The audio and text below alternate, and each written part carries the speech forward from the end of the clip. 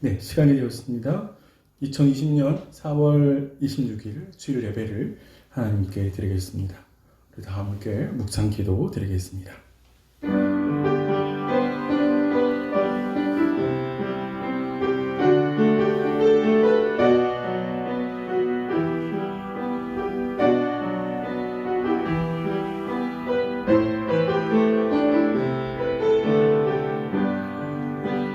주 여호와께서 이 뼈들에게 이같이 말씀하시기를 내가 생기를 너희에게 들어가게 하리니 너희가 살아나리라.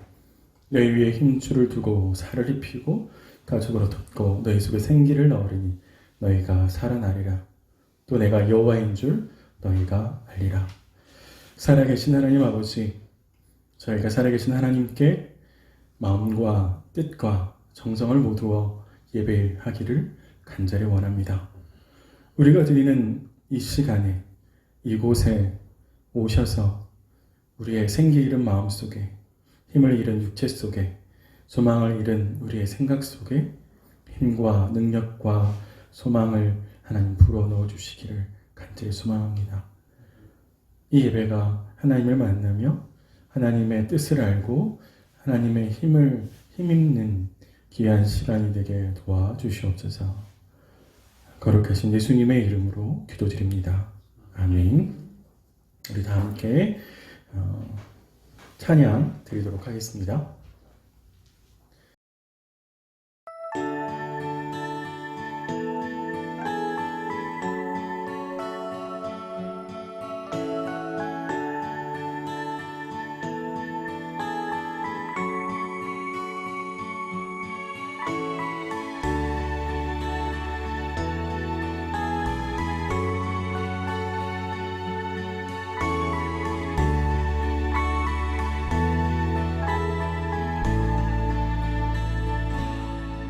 시작됐네. 우리 주님의 능력이 나의 삶을 다스리고 새롭게 하네. 자유하네. 죄와 사망으로부터 나의 삶은 변하고나 충만하네. 시작됐네. 우리 주님의 능력이 나의 삶을 다스리고 새롭게 하네. 자유하네. 죄와 사망으로부터 나의 삶은 변하고나 충만하네.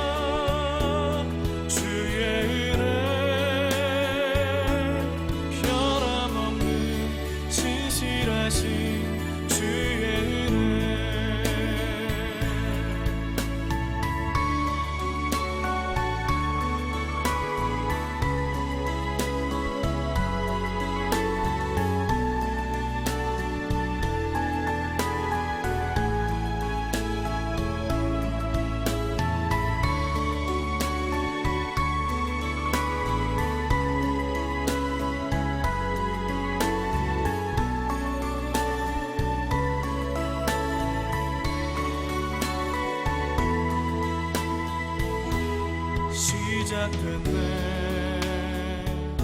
우리 주님의 능력이 나의 삶을 다스리고 새롭게 하네. 자유하네. 죄와 사망으로부터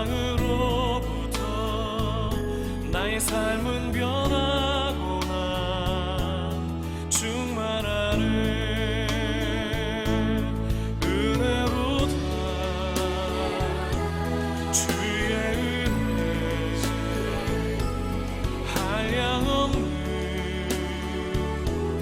주의 은혜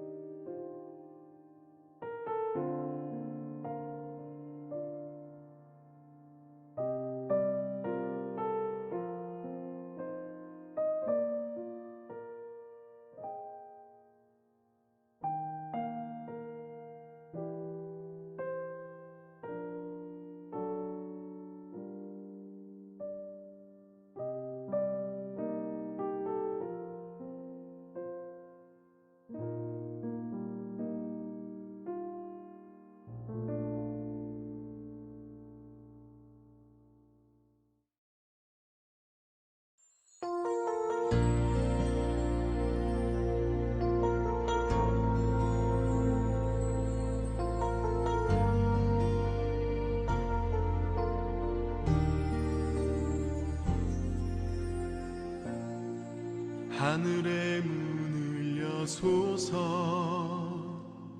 이곳을 주목하소서 주를 향한 노래가 꺼지지 않으니 하늘을 열고 보소서 이곳에 임재하소서 주님을 기다립니다 기도의 향기가 하늘에 닿으니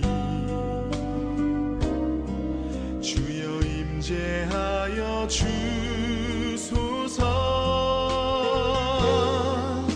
이곳에 오셔서 이곳에 앉으소서 이곳에서 드리는 예배를 받으소서 주님의 이름이 주님의 이름만이 오직 주의 이름만 이곳에 있습니다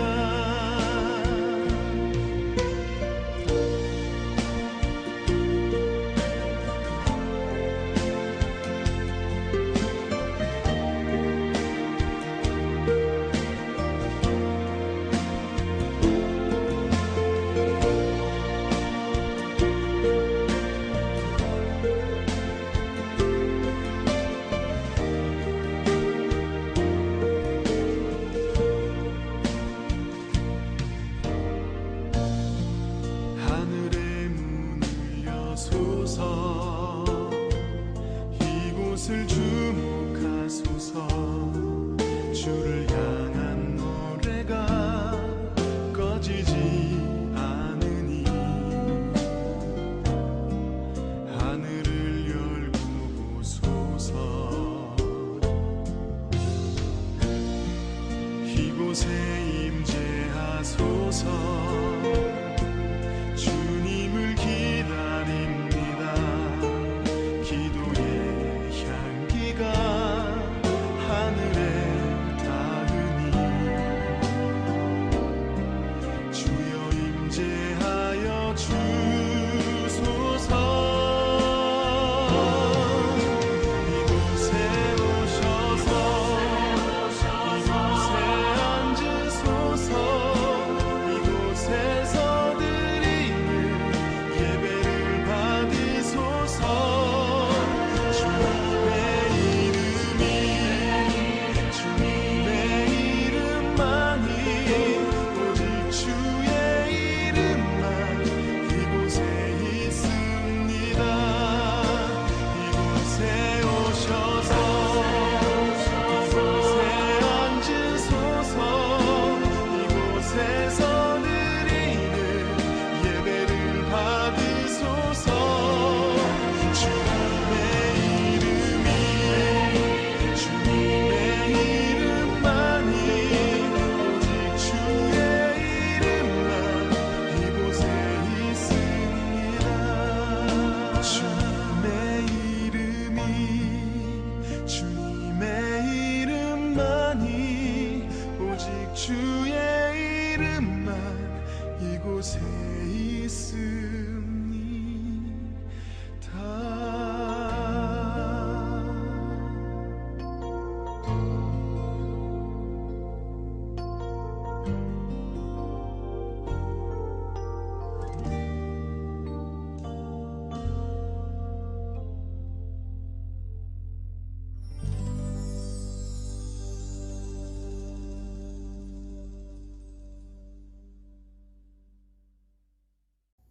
우리 이 시간 지난 한 주를 되돌아보시면서 성찰과 묵상 기도 하나님께 드리겠습니다.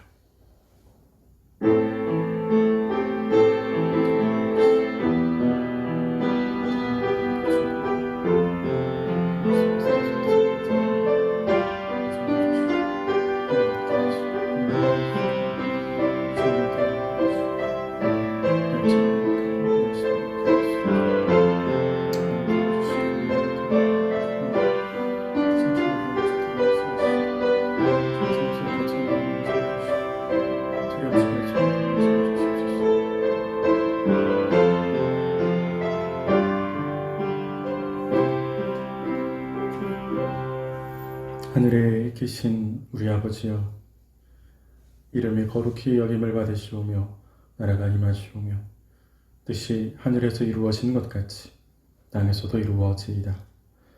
오늘 우리에게 일용할 양식을 주시옵고 우리가 우리에게 죄전자를 사하여 주는 것 같이 우리 죄를 사하여 주시옵고 우리를 시험에 들게 하지 마시옵고 다만 악에서 구하시옵소서. 나라와 권세와 영광이 아버지께 영원히 있사옵나이다. 아멘. 우리 다 함께 찬송가 36장 같이 찬양 드리겠습니다.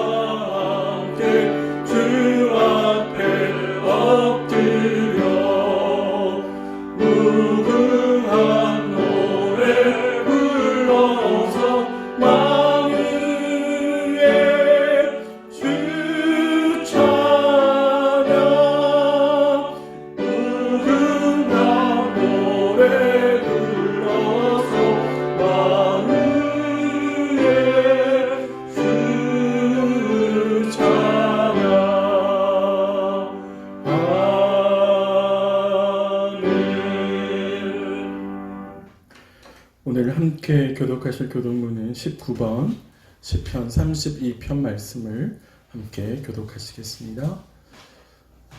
찬송가 뒤에 있는 교독문 시편 32편 함께 교독하시겠습니다. 허물의 사함을 받고 자신의 죄가 가려진 자는 복이 있도다.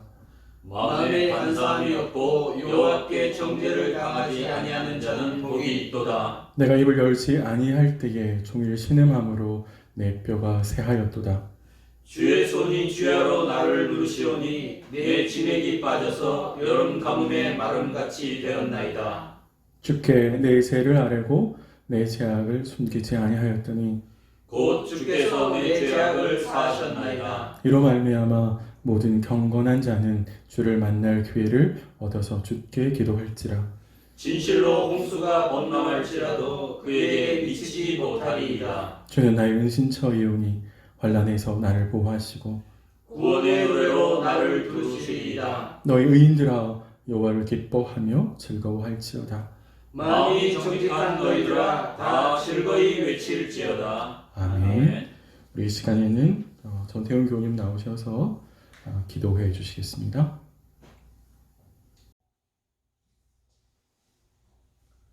땅이 혼돈하고 공허하며 흑암의 깊음 속에 있을 때 빛으로 이 땅을 창조하시고 하나님의 형상과 생기로 인간을 지으셨던 창조주 하나님 아버지, 이 시간 저희들에게도 창조 질서가 다시 회복될 수 있도록 긍휼함을 베풀어 주옵소서.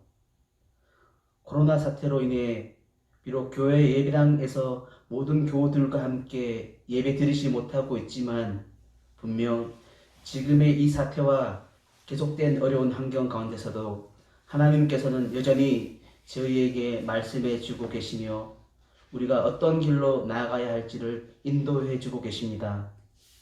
또한 무엇을 위해 기도해야 하는지 교우들 한 사람 한 사람에게 임지해 주실 줄 믿습니다. 에스겔 선지자를 통해 이스라엘 백성들의 불순종과 성전을 더럽혔던 가증스러운 행위를 치우고 다시 제사를 명령하신 하나님, 이 시대를 살아가고 있는 저와 믿음의 교회 공동체와 이 땅의 교회들이 자신의 욕망과 물질과 권력 유지를 위해 거짓되고 헛된 예배를 드리지 않도록 저희에게 긍휼을 베풀어 주시고 항상 겸손하게 하나님께 나아갈 수 있도록 인도하여 주시옵소서. 언제 끝날지 모를 코로나 바이러스로 인해 개인과 가정과 직장과 이 사회 그리고 세계 모든 민족이 고통받고 있습니다. 하나님, 다시금 이 땅을 치유해 주시고 창조 질서를 회복시켜 주시옵소서. 교회 공동체를 위해 기도드립니다. 어려운 환경 속에서도 저희 믿음의 교회가 각 가정에서 온전히 예배 드릴 수 있도록 사역의 자리를 지키고 헌신하시는 사역자들과 교회의 일꾼들에게 영육간의 강건함을 주시고 어린 아이들로부터 어르신들에 이르기까지 교우들 모두가 건강을 잃지 않도록 늘 지켜주시고 모두가 한자리에 모여서 감사 찬양과 예배 드리는 날까지 이 코로나 바이러스와 잘 싸우고 이길 수 있도록 인도해 주시옵소서. 특별히 자영업과 사업하시는 교우들을 기억해 주셔서 저희보다 몇 배에 이르는 고통을 당하고 있는데 하나님께서 외면하지 마시고 지켜주시고 온 교우들과 함께 기도로 돕게 하옵소서. 이 시간 하나님의 말씀을 전하실 목사님께 성령의 지혜와 은혜로 함께해 주셔서 흩어져 있는 공동체가 어디 있든 모두가 한마음 한뜻으로 하나님을 찾고 아멘으로 하답하며 영광 돌릴 수 있도록 은혜 부어 주시옵소서. 함께 하실 그 은혜를 기대하며 주 예수 그리스도의 이름으로 간절히 기도드립니다. 아멘.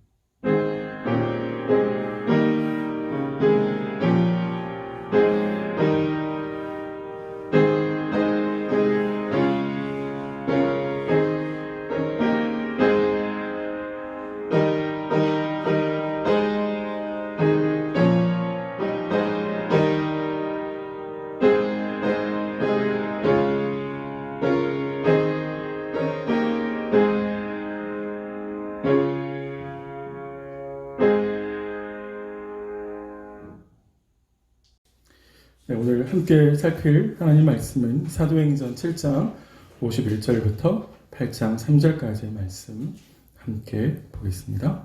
사도행전 7장 51절부터 8장 3절까지의 말씀 목사님께서 읽어주시고 설교해 주시겠습니다. 네, 안녕하세요. 오랜만에 뵙는데 이렇게 영상으로 뵈서 아주 어색하고 쑥스럽지만 되는 대로 그냥 평상시처럼 하려고 애를 써보겠습니다. 오늘 본문은 사도행전 7장 51절부터 8장 3절까지의 말씀입니다. 사도행전 7장 51절부터 8장 3절까지의 말씀을 우리가 함께 좀 보도록 하겠습니다. 제가 읽어보겠습니다. 같이 한번 읽어보시죠. 목이 곧고 마음과 귀에 할례를 받지 못한 사람들아, 너희가 항상 성령을 거스려 너희 조상과 같이 너희도 하는도다. 너희 조상들은 선지자 중에 누구를 핍박하지 아니하였느냐? 의인이 오시리라 예고한 자들을 저희가 죽였고 이제 너희는 그 의인을 잡아준 자요 살인한 자가 되나니 너희가 천사의 전한 율법을 받고도 지키지 아니하였도다 하니라. 저희가 이 말을 듣고 마음에 찔려 저를 향하여 이를 갈거늘 스데반이 성령이 충만하여 하늘을 우러러 주목하여 하나님의 영광과 및 예수께서 하나님 우편에 서신 것을 보고 말하되 보라 하늘이 열리고 인자가 하나님 우편에 서신 것을 보노라 한데 저희가 큰 소리를 지르며 귀를 막고 일심으로 그에게 달려들어 성 밖에 내치고 돌로 칠세 증인들이 옷을 벗어 사울이라 하는 청년의 발 앞에 두니라. 저희가 돌로 스데반을 치니 스데반이 부르짖어 가로되 주 예수여 내 영혼을 받으시옵소서 하고 무릎을 꿇고 크게 불러 가로되 주여 이 죄를 저들에게 돌리지 마옵소서. 이 말을 하고 자니라. 사울이 그의 죽임 당함을 마땅히 여기더라.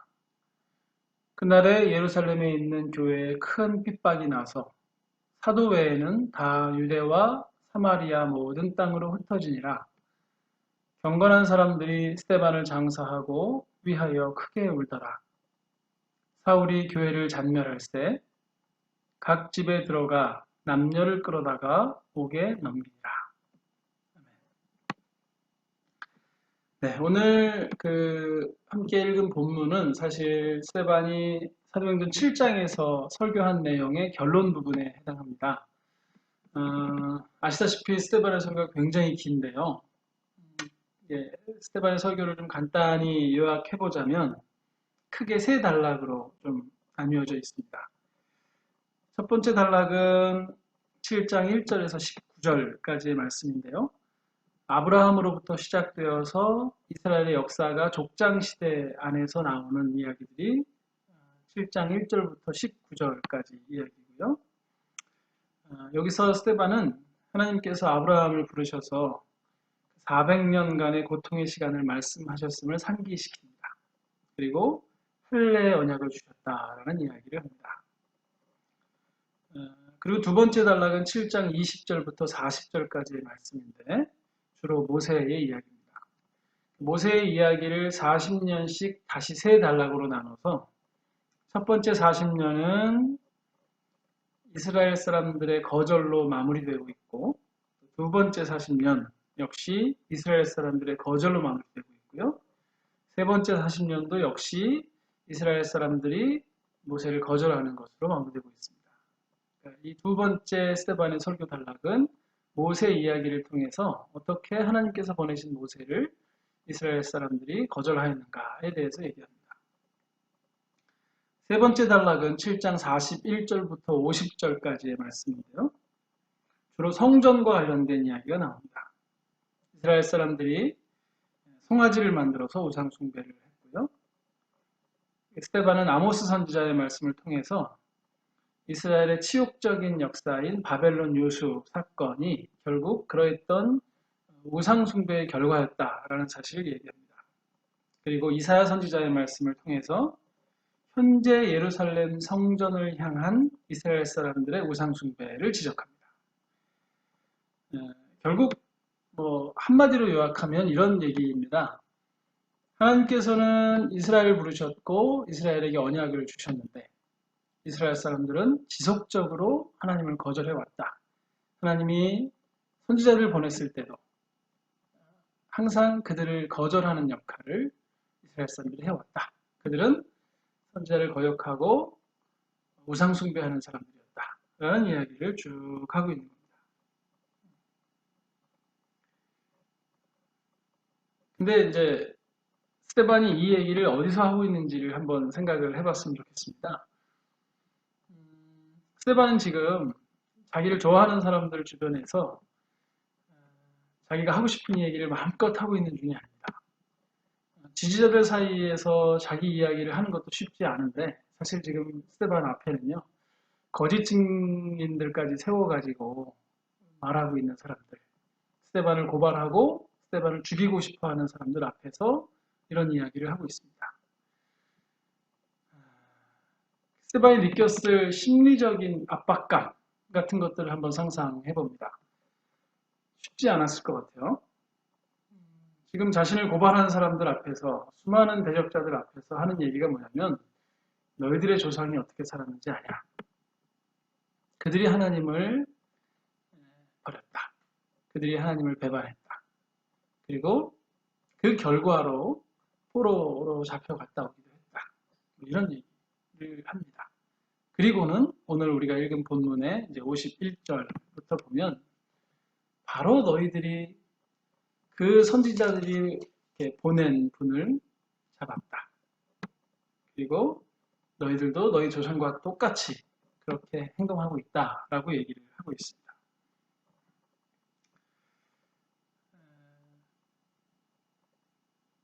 참 제가 스테반이었으면 어땠을까 하는 생각을 안 할 수가 없습니다. 저라면 과연 이렇게 담대하게 자기 얘기를 할 수 있을지 의문이고요. 아마 쉽지 않지 않았을까 하는 생각이 좀 듭니다. 이 설교를 들은 사람들이 스테반을 가만히 두지 않았습니다. 우리 읽은 것처럼 마음에 듣고 찔려서 저를 향하여 이를 갈기 시작합니다. 마음에 듣고 찔리는 것까지 우리는 아주 긍정적으로 좀 볼 필요가 있습니다. 어떤 설교를 듣고 하나님께서 우리에게 하시는 말씀을 듣고 우리 마음이 찔리는 것은 지극히 정상입니다. 그런 어려움을 이렇게 몸소 느끼고 거기서 우리는 선택을 해야 됩니다. 하나님께서 원하시는 방향으로 갈 것인지 아니면 내가 원하는 방향으로 계속하여 갈 것인지. 그런데 이 뒷표현에 이를 갈거늘이라는 표현을 보면 아마 이스라엘 사람들은 자신들의 마음의 찔림이 하나님께서 우리에게 주신 마음이다. 그래서 내가 회개하고 하나님 앞에 순종하는 마음으로 돌아서야 된다라고 생각하지 않고 더 많이 화가 나는 상황이었던 것 같습니다. 그때 마침 이제 스테반이 빌미를 제공한다고 해야 될까요? 하늘 우러러 주목하여 하나님의 영광과 주 예수께서 하나님 우편에 서신 것을 보고는 이렇게 얘기합니다. 보라, 하늘이 열리고 인자가 하나님 우편에 서신 것을 보노라 라고 말하니까 이제 그 앞에 있던 사람들이 이를 가는 것에서 한 발짝 더 나아가서 귀를 막고 스테반에게 달려들어서 그를 돌로 쳐서 죽이는 사건이 오늘 벌어집니다.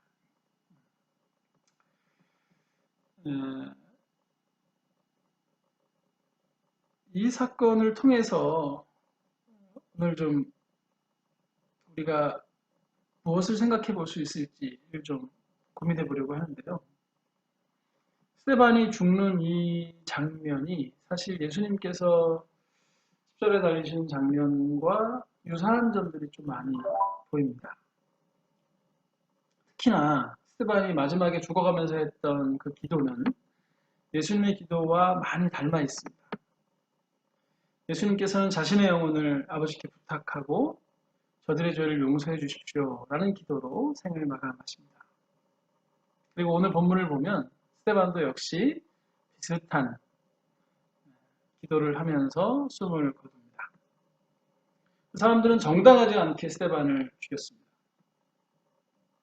그래서 그 죽음의 책임을 누군가에게 돌려야 했습니다. 사람들이 자신의 옷을 벗어서 사울의 발 앞에 두었다라는 이야기가 나오는데요.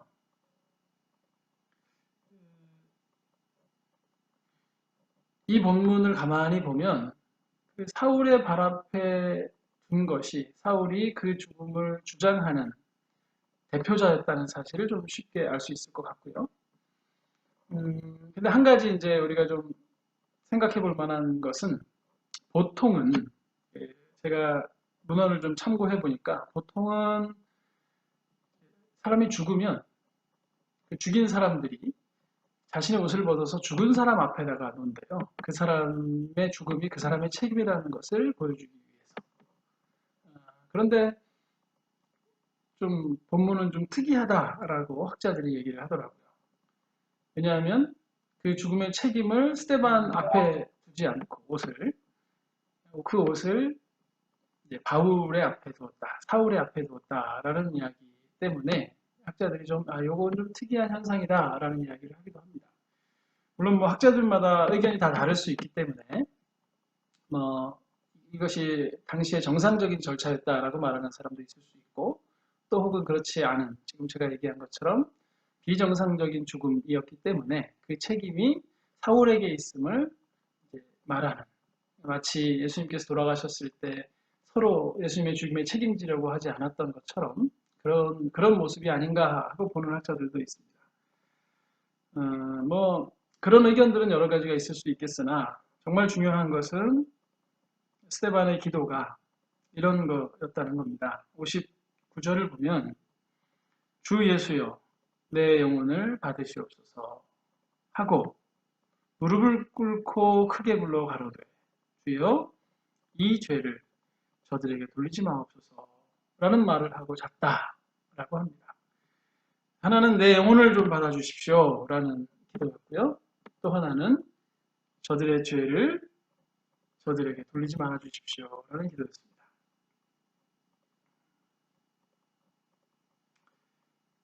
하나님께서는 놀랍게도 이 스데반의 기도를 들어주십니다.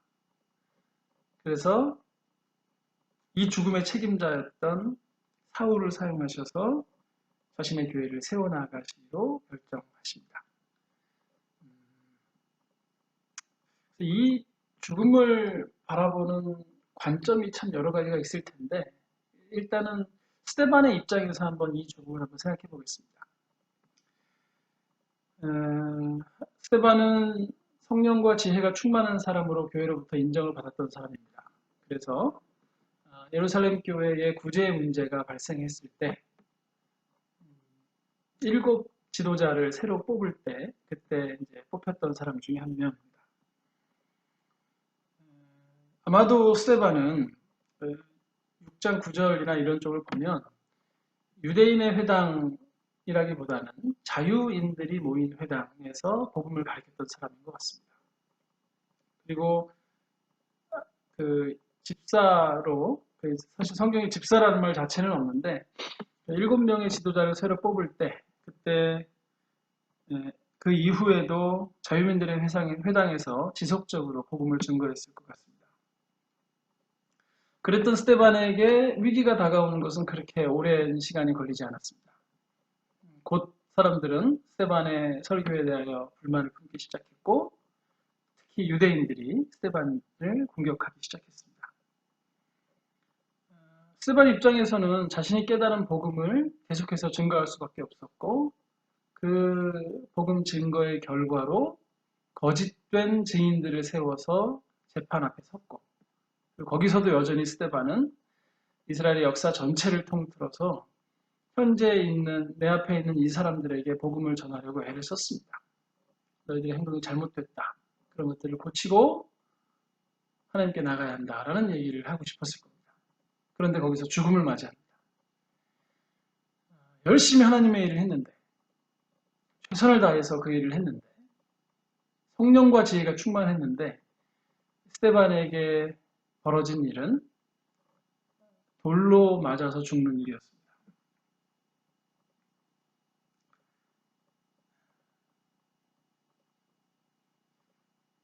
이게 스데반의 관점에서 보는 죽음이라면 많은 사람들이 이 죽음이야말로 개죽음이 아니냐 하는 생각을 할지도 모르겠습니다.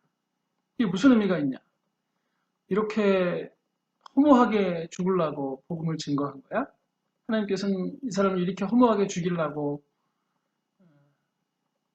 지도자로 세우시고 복음을 증거하게 하신 거야?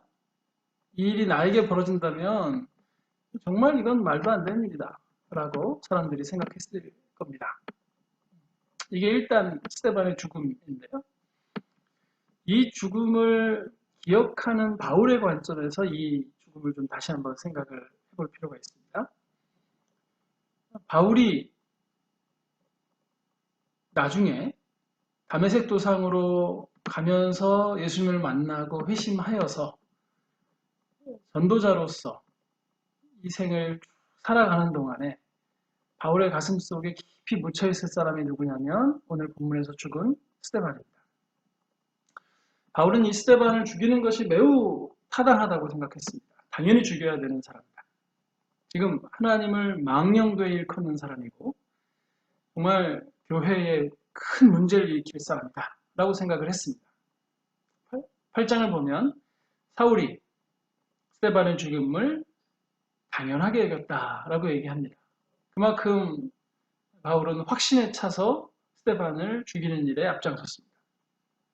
그런데 그가 얼마 지나지 않아서 교회를 핍박하기 위해서 다메섹으로 가는 길에 예수님을 만나고 회심하게 됩니다. 그때 이 스데반의 죽음이 바울에게 어떤 의미였을까요?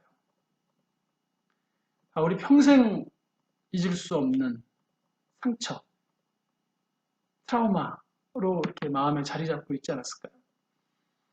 아, 내가 이 예수 그리스도를 전하는, 내가 만난 그 예수 그리스도를 전하는 스데반을 그렇게 무참하게 죽였구나. 그렇게 무자비하게 죽였구나. 정당하지 않은 죽음을 내가 집행했구나. 라는 마음이 있었을 겁니다. 그 마음의 빚이 아마 바울을 평생 동안 복음사역자로 살게 하는데 많은 원동력, 힘이 되지 않았을까 생각됩니다.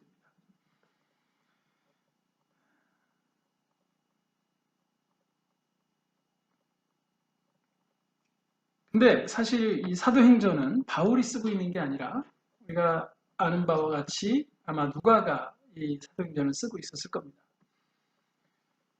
누가의 입장에서는요, 이 스데반을 본 적은 없습니다. 대신 함께 전도 여행을 하는 바울이 스데반에 대하여 이야기하는 것들을 들었을 것이고 들은 내용을 또 나름대로 자신이 지금 쓰고 있을 겁니다. 누가가 바울에게 이 얘기를 들을 때 바울의 표정과 바울의 떨리는 음성을 함께 보고 들으면서 무슨 생각을 했겠습니까? 바울이 깊은 후회를 가지고 내가 옛날에 이제 그리스도를 만나기 전에 교회를 핍박하러 다닐 때 이런 일이 있었는데 라고 얘기하면서 스데반 이야기를 하는 걸 누가가 들었을 것입니다. 누가 입장에서는 얼마나 놀랐을까요? 하나님께서 이렇게도 일하시는구나? 하나님께서 이렇게까지 일하시나? 하나님께서 자신의 일을 이렇게 이루어 가시는가? 하는 생각을 했을 거고 이런 것이 누가의 역사관을 형성하는 데 상당히 큰 영향을 미쳤을 것 같습니다. 죽음 혹은 어려움 이런 것들은 우리가 보통 그냥 좀 피했으면 좋겠다 하는 것들입니다. 그저 인생을 살면서 어렵지 않게 살았으면 좋겠다. 내게 힘든 일이 없어도 좋겠다라는 것이 우리들의 일반적인 생각입니다. 죽음은 피할 수만 있다면 피하면 좋겠지만 어차피 세상 사람들이 다 죽으니 좀 편안하게라도 죽었으면 좋겠다. 라는 생각들을 하기도 합니다. 다시 말하면 우리의 전제는 우리의 인생의 어려움과 죽음은 불필요한 것이고 없었으면 좋겠는데 그래서 가능하면 없으면 좋겠는데 그런데 할 수 없이 있다면 빨리 지나가거나 편안하게 지나갈 수 있으면 좋겠다라는 것이 우리가 가지고 있는 인생관입니다.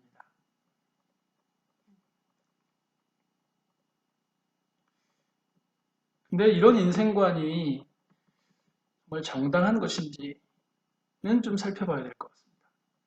어떻게 스데반은 여기서 이런 기도를 할 수 있었을까요? 스테반은 왜 피하고 싶은 죽음, 없었으면 좋겠은 어려움이 자신에게 닥치고 있음에도 불구하고 하나님께 저들의 죄를 저들에게 돌리지 말아 주십시오 라고 기도하면서 생을 마감할 수 있었을까요? 도대체 우리랑 어떤 생각이 다르길래, 무엇이 다른 사람이길래 스테반은 이렇게 기도하면서 자신의 생을 마감할 수 있었을까요?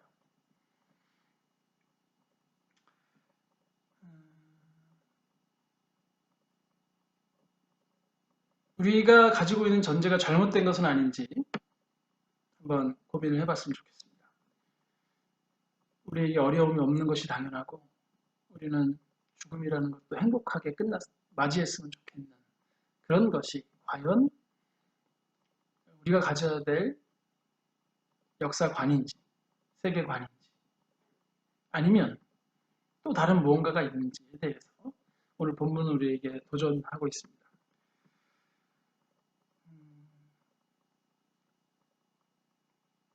사실 어떻게 사는 게 주님을 위해서 사는 것인지 복음에 합당한 삶인지 제가 잘 모르겠습니다.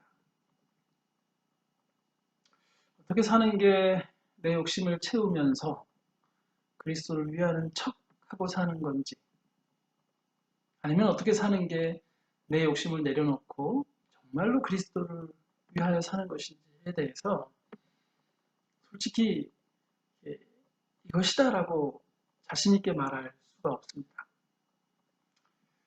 온전한 삶을 살아가는 방법을 모르는 제가 본문을 통해서 드는 생각은 어떤 생각이냐면요. 하나님께서 원하시는 일이라고 생각되는 그 일을 하고 살자.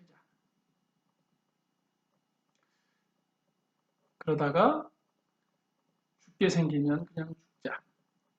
그래서 제가 오늘 설교 제목을 이렇게 정했습니다. 그냥 죽자. 그 다음은 나도 모르겠다.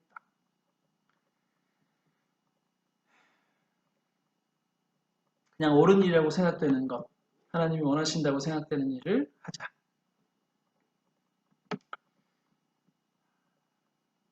하나님이 원하시지 않는 것 같으면 하지 말자. 그러다가 내 생각이 잘못된 것이라고 판단이 되면 회개하고 하지 말든지 혹은 하든지 그 다음 선택을 하자. 그러다가 하나님이 망하게 하시면 망하고 계속 잘하게 하시면 또 잘해보자.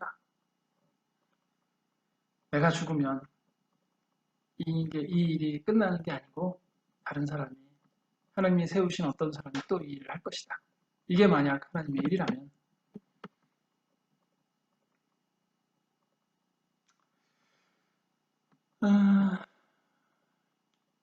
죽는 것만 능사가 아니니까 기어이 살자 이런 마음도 있습니다. 하나님의 역사가 나를 통해서 이루어질 수 있다면 내가 기어이 살아서 이 일을 해보자. 최선을 다해서 노력을 해보자.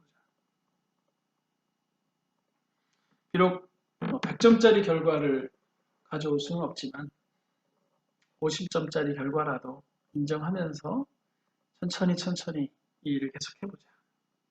이런 생각도 여전히 있습니다. 죽어도 좋고 살아도 좋은데 망해도 좋고 잘 돼도 좋은데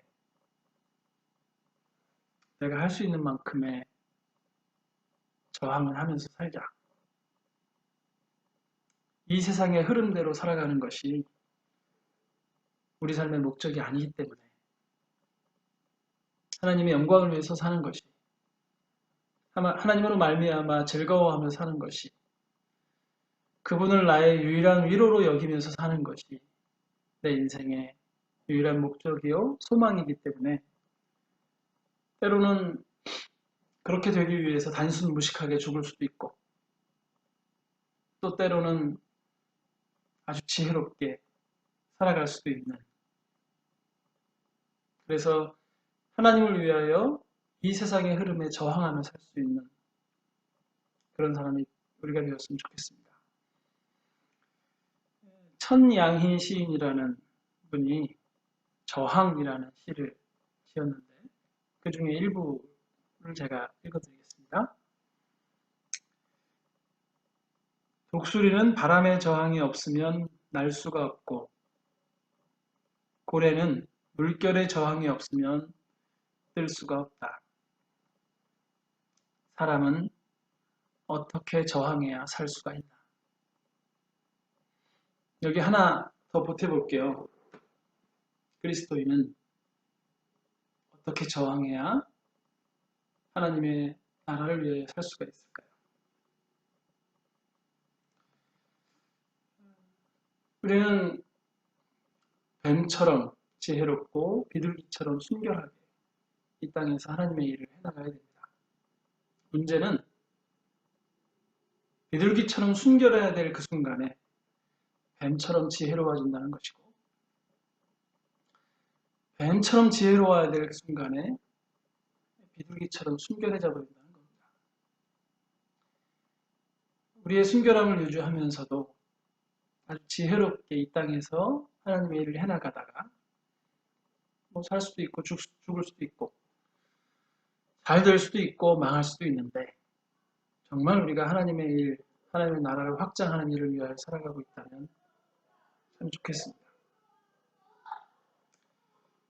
우리가 죽든 살든 우리가 하고 있는 일이 멈춰지든 계속되든 그것은 별로 상관없다고 생각합니다. 우리가 하고 있는 일은 하나님이 원하시는 일을 하고 있을 뿐이고 그 일을 시작하신 분도 마무리하실 분도 주님이십니다. 하나님이 원하시면 그 일을 계속하면서 사람들이 보기에 성공했다는 소리를 들을 수도 있고 또 하나님이 원하시면 그 일이 멈춰지면서 사람들이 보기에 실패했다는 평가를 받으며 살 수도 있을 겁니다. 중요한 것은 우리가 죽고 사는 문제가 아니라 우리를 통해서 일하시는 하나님이 우리를 통해서 일하시는 만큼이나 내가 죽은 후에도 내가 그 일을 멈춘 후에도 여전히 다른 사람을 통해서도 그 일을 하실 거라는 믿음입니다.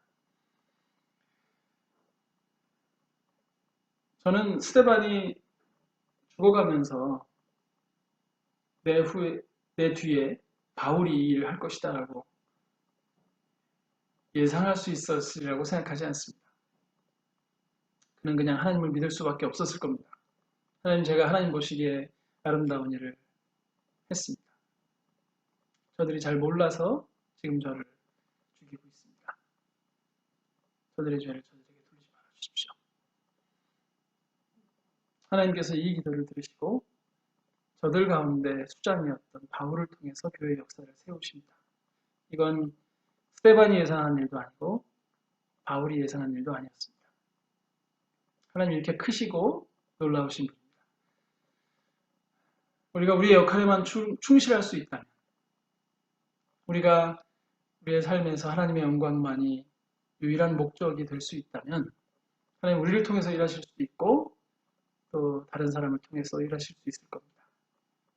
우리 앞에 있는 좋고 나쁨에 일희일비하지 않고 우리 중심적으로 사고하고 우리 중심적으로 모든 것들을 판단해서 이루어가려고 하지 않고 최선을 다하되 그냥 죽을 수도 있는 그런 우리가 된다면 하나님께서는 충분히 자신의 일을 우리를 통하여 혹은 우리를 핍박하는 자들을 통하여도 하실 수 있는 분이다 라는 사실을 우리가 믿고 함께 하나님 앞으로 나아가는 하나님을 위하여 살아가는 우리가 되었으면 좋겠습니다. 네, 같이 기도하시겠습니다. 사랑하는 아버지 하나님, 우리를 부르시고 우리를 통하여 일하심을 우리가 믿습니다. 우리 안에서 선한 일을 시작하신 하나님께서 그 일을 완성하실 것이라는 사실도 확신합니다. 하나님께서 우리를 통하여 그 일을 하시려거든 마음껏 우리 안에서 역사해 주십시오. 저희가 있는 힘을 다하여 그 길을 따라 걸어가겠습니다. 주님과 함께 달려가겠습니다. 그러나 주님, 혹시 우리가 죽어야 그 일이 가능한 일이라면 아프지만 감사한 마음으로 그 죽음을 맞이할 수 있는 우리가 될 수 있도록 도와주십시오. 사람들의 눈에 보기에 실패한 자처럼 보이고 사람들의 눈에 보기에 허망한 삶을 사는 자처럼 보인다 할지라도 그 죽음을 들어 사용하실 분이 하나님이시라면 우리가 우리의 몸이라도 드려 하나님 나라에 기여하고자 하는 그런 마음을 가질 수 있도록 우리의 마음을 주장하여 주시고 우리와 함께 해주십시오. 오늘 본문이 우리의 삶 어디에 적용될지 성령께서 우리 안에 함께 하셔서 이제 이 본문이 우리의 삶에서 역사하는 그날을 기대하며 예수님의 이름으로 기도합니다. 아멘. 네, 우리 말씀 생각하시면서 주님 다시 오실 때까지 우리 같이 찬양하겠습니다.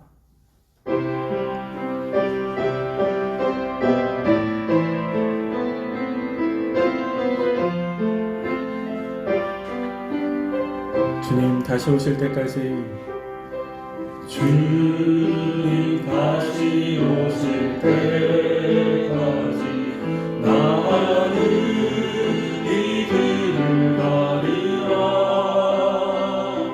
좁은 길 나의 십자가 지고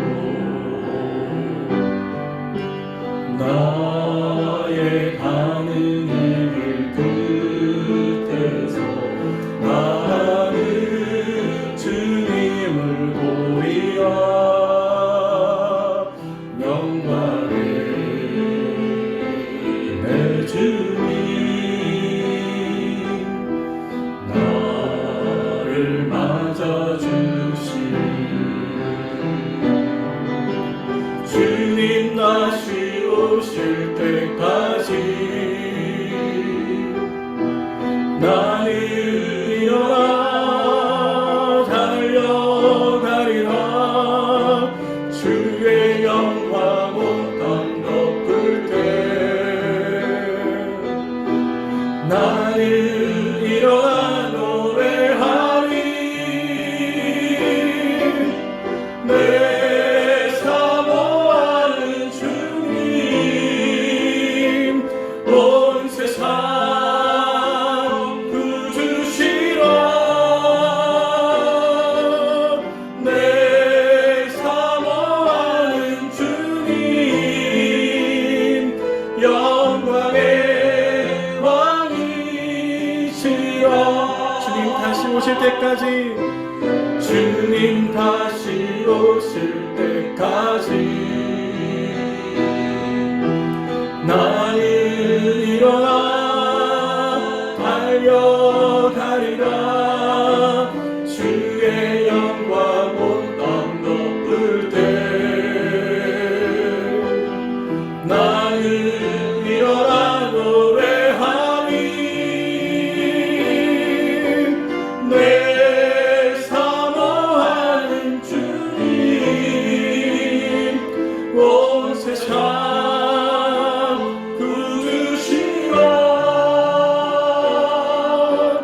내 사모하는 주님 영광의 왕이시라. 아멘. 우리 가족들하고 손 잡고요. 우리 축복기도 같이 고백하겠습니다. 주 예수 그리스도의 은혜와 하나님의 사랑과 성령의 교통하심이 우리와 함께 있기를 원합니다. 아멘.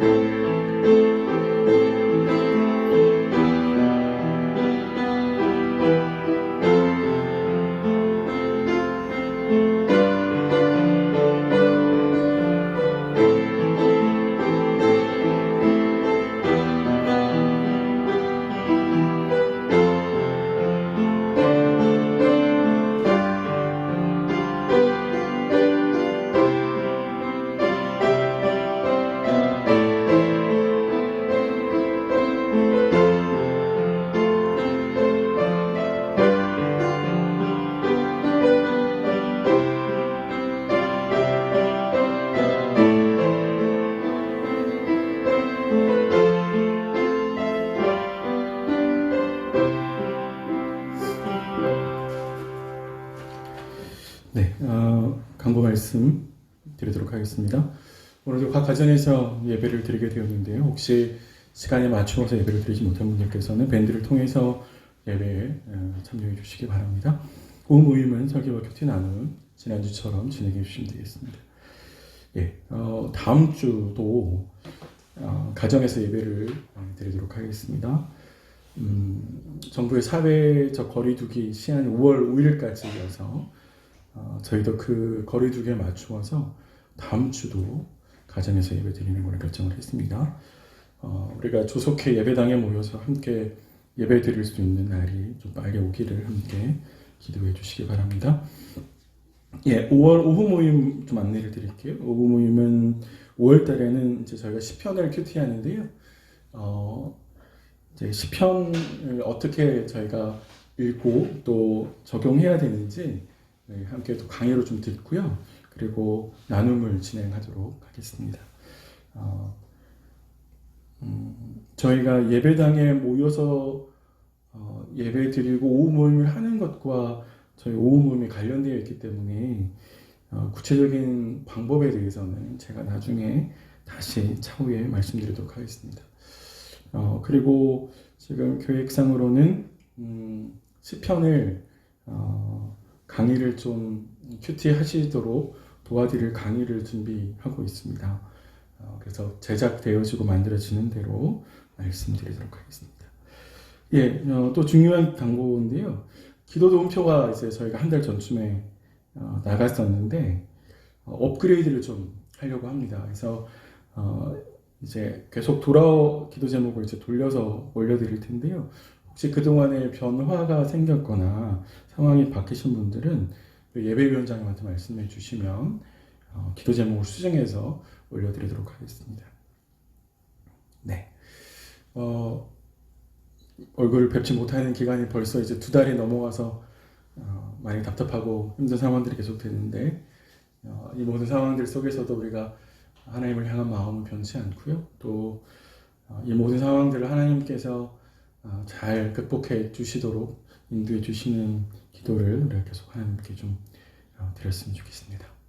우리 함께 기도하고 같이 식사하러 가겠습니다.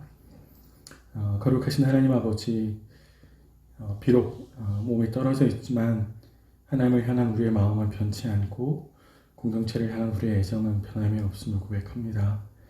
어렵고 힘든 상황들 속에서 하나님 우리 모두가 이 상황들을 잘 극복하고 이겨낼 수 있도록 도와주시고 오늘 들은 말씀과 같이 주를 향한 마음과 주를 향한 사랑과 나의 신앙과 믿음은 굳건히 서가는 시간들이 될 수 있도록 하나님 도와주시기를 간절히 소망합니다. 코로나19로 인해서 어렵고 힘든 우리 지체들, 교우들 하나님 붙들어 주시고 몸과 마음을 지켜주시고 무엇보다 하나님을 향한 신앙이 변치 않도록 하나님 지켜주시기를 간절히 소망합니다. 마음이 멀어지지 않도록 우리 모든 공동체의 마음을 하나로 묶어주시고 서로를 향한 사랑과 애정을 하나님도 확인하는 시간들이 될 수 있도록 도와주십시오. 제 일선에서 코로나19로 싸우는 의료진들 하나님 붙들어 주시고 방역 당국의 지도자들을 하나님 붙들어 주시고 또한 결정하고 판단하는 나라의 모든 지도자들을 하나님 붙들어 주시옵소서. 오늘도 저희에게 일용할 양식을 주신 하나님께 감사를 드립니다. 식탁의 교제 가운데 함께하여 주시옵소서. 예수님의 이름으로 기도드립니다. 아멘. 즐거운 식사 맛있게 하십시오.